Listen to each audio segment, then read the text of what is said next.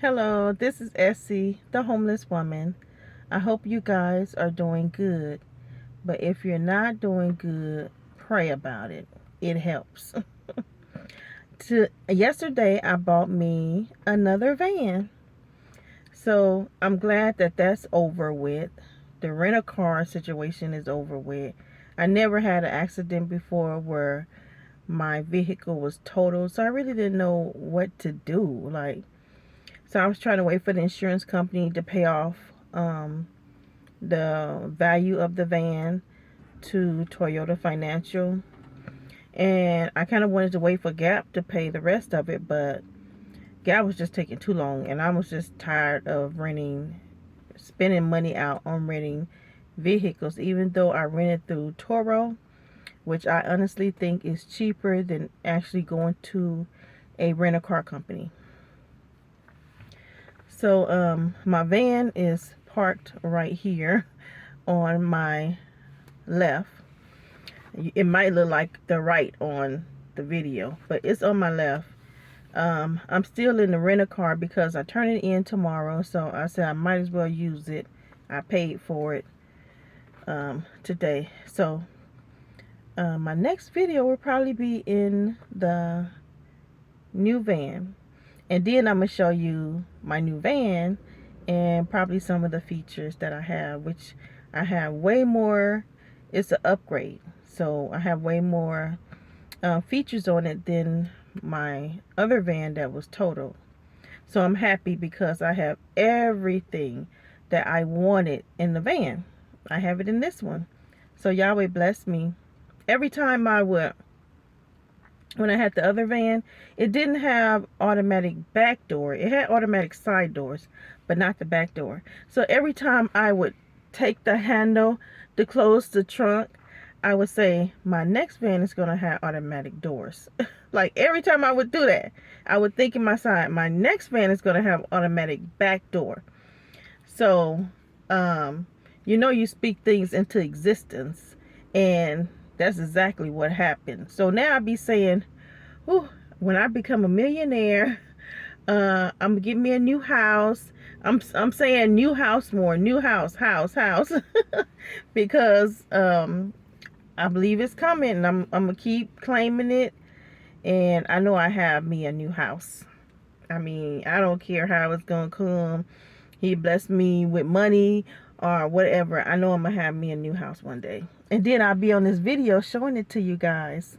So I hope that I make these videos, these homeless, about my life and everything, because I know there's a lot of other people out there that is in my situation and probably was in a worse situation than I was. Like, I had a car to live in. Some people don't have a car to live in. So it's like, I want these videos to be of hope, like if you see me in my situation, and believe me, I didn't start these videos from like the beginning, because if I had to start them in 2011 when I became homeless, you would have seen me in a way worse state. Okay, you would have seen me hungry, you would have seen me losing weight. Yeah, have I ever really talked about all the things I went through since I've been homeless? I don't think so. But I'm making this video because I want to share a story time about how Yahweh helped me, and how Yahweh been helping me through my whole time of being homeless. It's been hard. It's been a struggle, but I still see his hand helping me, even though I was going through what I was going through, the suffering that I was going through. And in the Bible, it says we're going to have trials and tribulations, that we're going to have sufferings, but that he will help us. He will carry us through, and it makes us stronger. You think about a parent, right, that has a child, that gives that child everything they want. That child don't work for nothing, and everything they want, they give that child. When that child coming up, that child don't have no sympathy for nobody, no empathy for anybody. They selfish. They don't care about the poor. They don't care about hungry people. They probably will misuse those people, mistreat those people, abuse those people when they come across those people, because they had everything handed to them on a silver platter. They went through no suffering, no struggles, no tribulations or anything. Then you take a child that has been through a hard time, sometimes didn't know where the next meal was going to come from, just had a hard life. And then when that child sees people out there, they're more caring, more giving, you know. So as a child of Yahweh, he knows how to perfect us. He knows how to make us a better child for him. Like, do you think Yahweh wants children that never been through anything, can't help anybody else, can't relate to anybody else? He don't want kids like that. He don't want them representing him as a father. So even though all the things that I have been through, I know that Yahweh loves me, and I have seen his protection, because look, I've been out here in my car for over 11 years in my car. Yeah, I have had people to come and try to do something to me, but it never succeeded. I never got hurt. I'm still here alive, So I never had to go through anything by somebody else's hands, So that is a blessing, and that is a great protection, being out here 12 years, and I have never been assaulted or, the M word. I'm here, so that hasn't happened. But, I have heard cases where homeless women were the R word and just treated horribly. Homeless people have been set on fire, spit on, urinated on. I have heard it. So those things hasn't happened to me, and I know it's because Yahweh has been protecting me. So I'm grateful, and I know some people that haven't been through what I've been through, and they look at me and they be like, oh, and I'm like, don't do that. Don't do that. I'm doing fine. Yahweh is, I have come a long ways than when I first became homeless. So anyway, I want to share a story time with you guys about this police officer in the city that I live in now. I don't think he's a police officer anymore, because I haven't seen him in a while. And police officers, they don't really stay police officers a very long time. I think they can retire maybe 20 years. I don't know, might be less than that. I don't think they stay police officers very long. They can retire kind of early. So this particular police officer, he was an older man. He was like 50s, 60s. He should have been retired. But he was still a police officer. He had one of those big Chevy SUVs. And he was a big man. He was tall, and he was, big and had a belly on him. So every time he would stop people, I would always see another officer assisting him.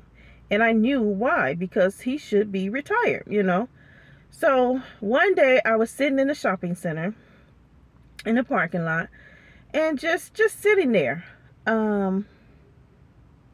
It was before I started working. Yeah.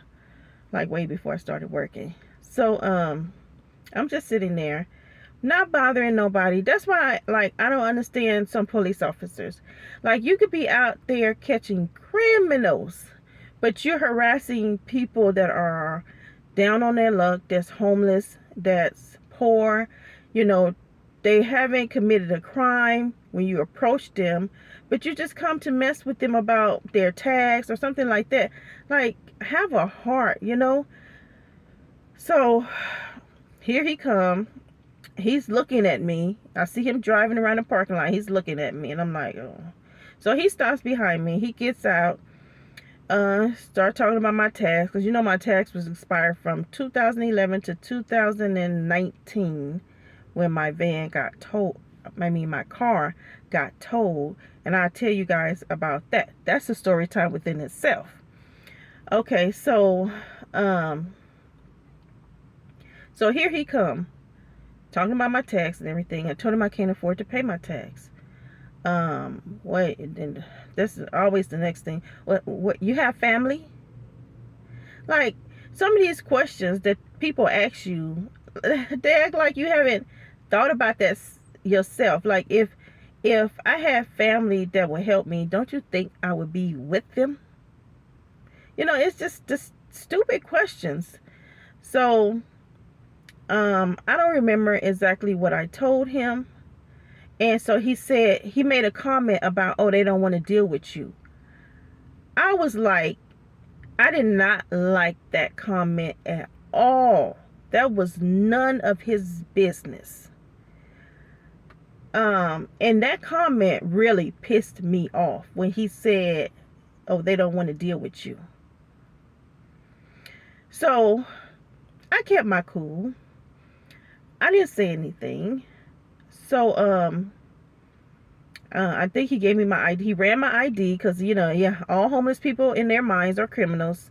So he ran my ID. You don't know how many times my ID has been ran in this city.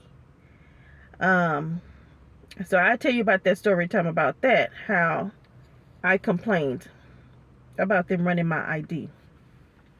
Especially after I got my tags, my insurance, my driver's license it's current, I'm not I'm legal now. So why are you still running my license, So he gives me back my license and he leaves. And I'm like, okay, I'm glad he's gone, but I'm still pissed about that comment he said, because I felt like that was out of line to say that to me. So some time go by. So I had started one time sleeping by a gym. So I started sleeping by this gym for a little bit. And one day, when the gym opens, then all these cars come. And so there was cars all around my car too. So one day I kind of hear somebody walking around my car. And I'm like in the back of the gym in the corner. So I get a knock on my window, and I let the window down, and he was telling me to get out the car. So I'm like, oh my goodness. So I get out the car, and he says, I can't remember word for word, but he said something to the effect, "What are you doing?" And I'm looking at him like, what is he talking about? What am I doing? He said, are we going to play this game? And I'm still looking at him like, what game? My life is not a game. And I know what he was talking about. He didn't want me in this city. And ever since I come to this city, they don't want me here. Even though the only crime I committed was driving around with no tags. Other than that, there was no other crime committed. There were other homeless people here, and some of those homeless people have been, like, they live here. They've been here for years and years, and they were Caucasian. And so I didn't see no urgency to make those people leave. That, the ones that lived, like, been here years. I didn't see them trying to put those people out. I just saw them trying to put out, like, the new homeless people, and that come from other places here. So and he said something, anyway, I can't remember word for word, but what happened was they were the police was called. Okay, the gym called the police because someone was trying to break into the basketball court, and the basketball court was near where I was parked at.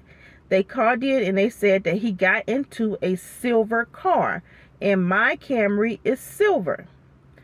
So when the police got there, which was that big man that I told you had said that to me, that comment that I didn't like, and then another Asian police came soon after. So when they got there, the only silver car they see is mine. Now it's a male.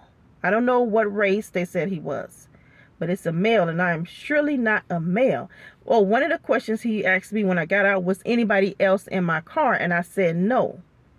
So I come to find out that that's who they're looking for. I'm like, okay, well, I am not him. So, you want to keep looking for him? No. He abandoned that. Once he saw me, and I felt like it was a coward move. I felt like the man is an older man. He's overweight. He should be retired, but he's not.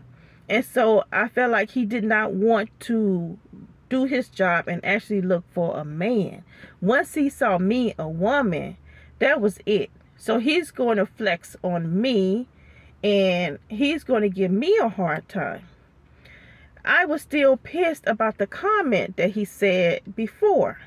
So I was like, I am not ignoring anything this time. So every time he got smart with me, I got smart back. He had them to go and get the manager. He said, I'm going to ask her if you have permission to park here. And if she say you don't, I'm going to write you a ticket. The ticket was not a trespassing ticket. It was a ticket for parking there without permission. Since I was parked in on a property with one property, because it was just a gym. See, if I had been parked in a shopping center, that would have been different. They could not go to one particular store and ask because it's a shopping center, and the property manager has to tell you not to come to the property. But this property I was on was just the gym.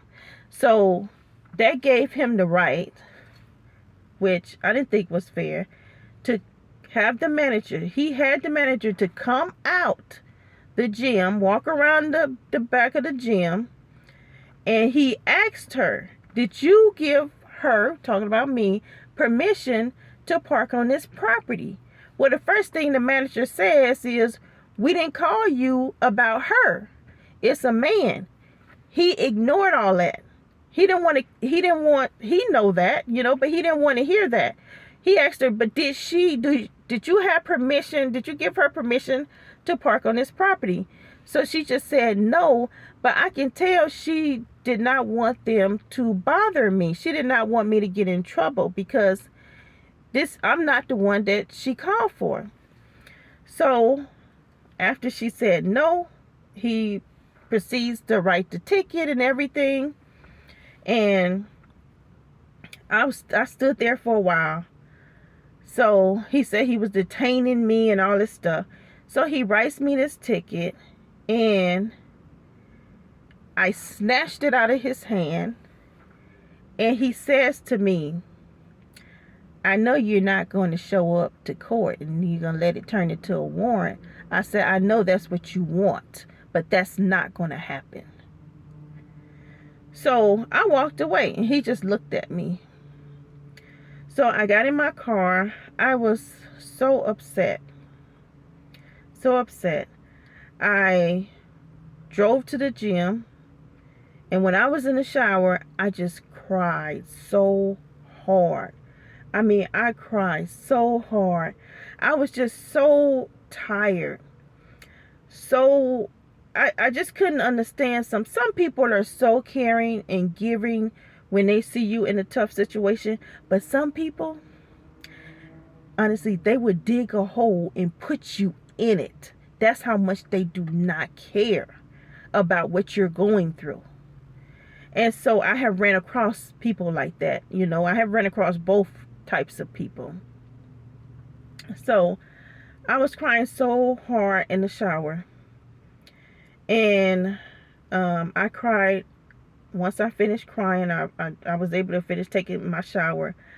I drove to Starbucks because at that time, that's where I hung out, in Starbucks. I drove to Starbucks. I sat in the parking lot. And, you know, the Holy Spirit talks to you.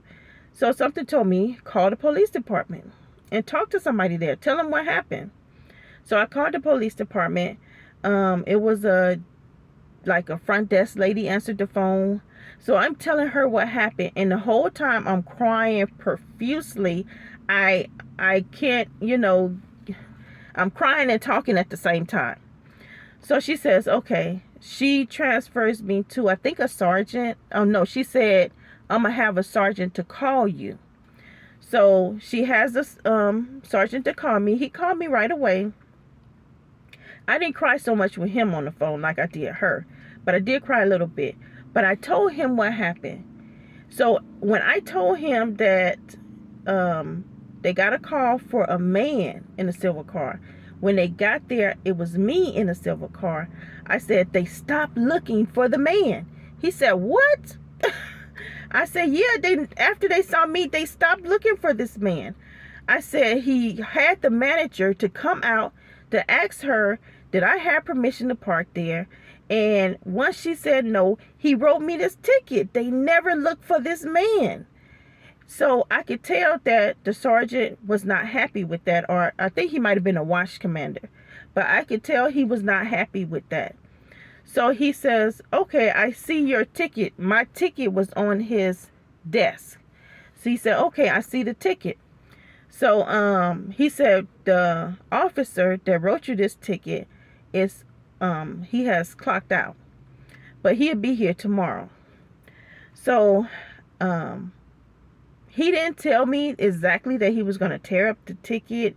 He alluded to that or something, but I wasn't sure.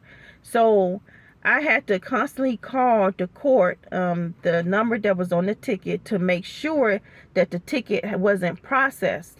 I kept calling on up until that last day. And so he never turned the ticket in. So I'm guessing that he tore the ticket up. So that was a sign that Yahweh helped me. But when I was in the car, after I finished talking to the watch commander, I went inside Starbucks. While I was sitting in Starbucks, I saw this man. He had a t-shirt on. And he said, and the t-shirt said, we got your back. And I knew that it was Yahweh talking to me. But inside of myself, I said, who is we? You know, because in the beginning of the Bible, Genesis, it talks about, let us make man in our own image. And I said, let us, who is us? Make man in our own image. So I said, is that the same us? Like we got your back? Like in the Bible when it say, let us make man in our own image. So then, a few minutes later, another man walks in Starbucks, and on his t-shirt it says, I got your back. And when I saw those two t-shirts, there's two witnesses. Because you know, Yahweh said here, 2 or 3 witnesses. That's 2 witnesses right there. So I knew that Yahweh was going to take care of everything. And he did. That watch commander never turned that ticket in. So yes, I wanted to just share that with you guys, how Yahweh helped me in that situation. He saw what I was going through. He heard my cry, and he came and he made everything just fine by having that sergeant to tear up that ticket.